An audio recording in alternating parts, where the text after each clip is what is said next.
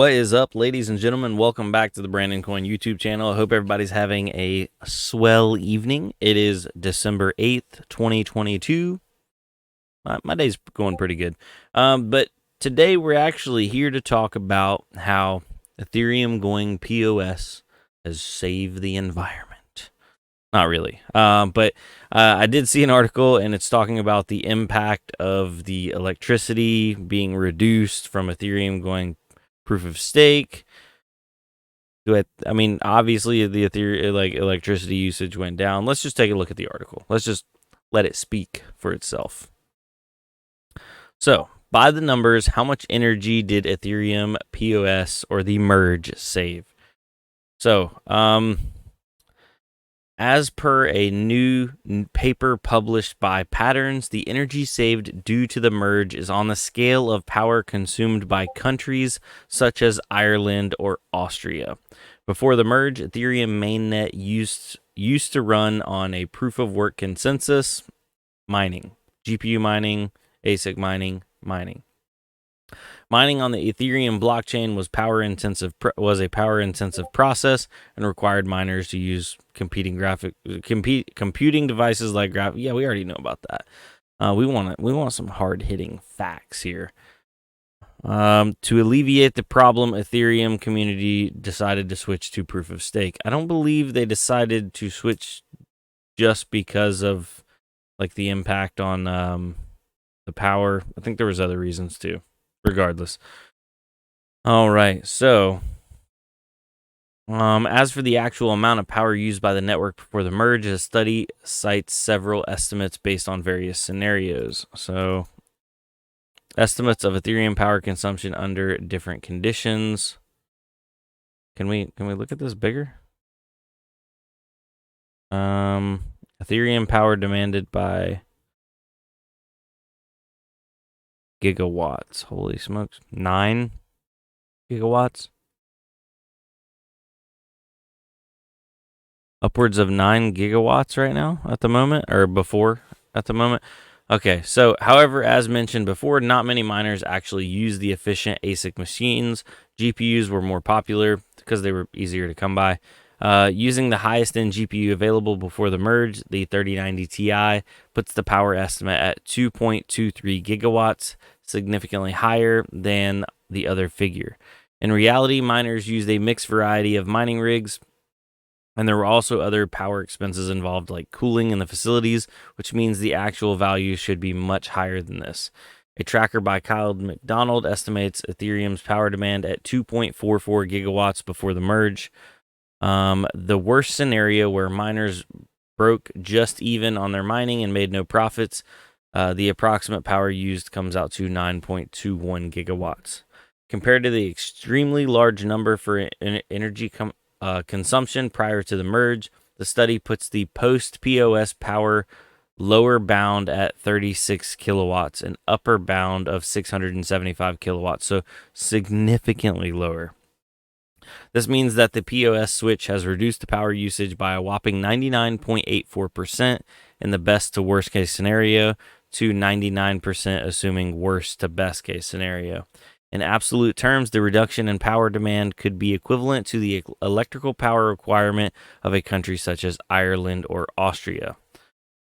At the time of writing this, Ethereum price floats around 1.2 or down 3% in the last week. Oh, and that was the end of the article. I thought they were going to have more information. Yeah, so this doesn't take like the full picture into account. There are things like people and miners going from Ethereum and they went over to other coins. But there are a lot of them that have just turned their equipment off and either sold that stuff off, or it's just sitting idle, or technically sitting off. To say like, proof of stake saved anything? Nah, it didn't save anything.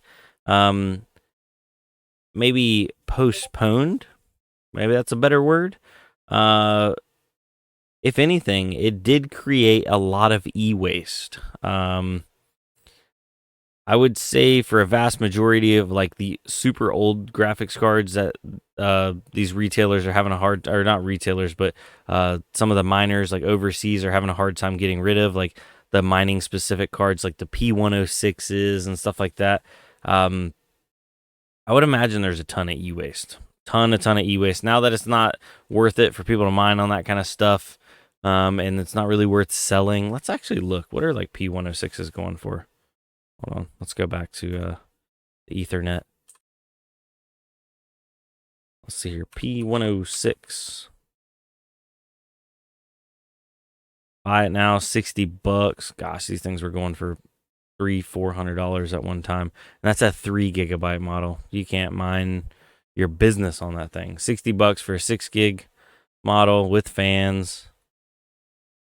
$52 right there. P106 100.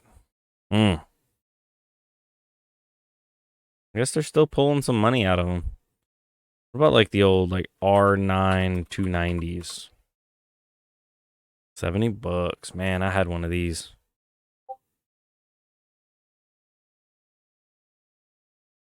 Wow. How the mighty graphics cards have fallen. But yeah. So anyway, that's neither here nor there. Will graphics card mining come back? Maybe eventually. By the way, this is not financial advice. I'm a guy in plastic box. You know the deal. Before we get off here, let's go ahead and look at the prices. Bitcoin is at $17,220. Ethereum's at $1,282. XRP, 39 cents. Dogecoin, 9.8 cents. Litecoin, $77.99. Looks like it's about to break up that $78 range, maybe. Going further down, Monero, $147.30. And Ethereum Classic at $19.23. So, times are simple.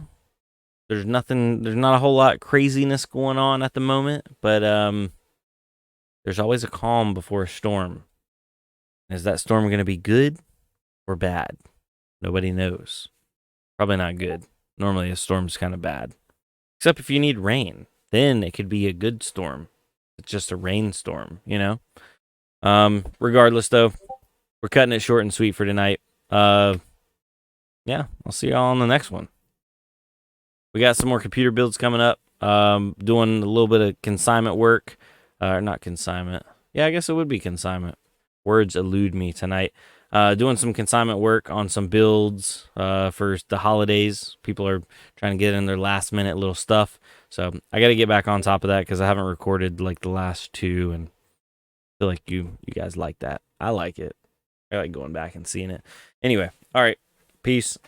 Adios. All that kind of stuff. Bye.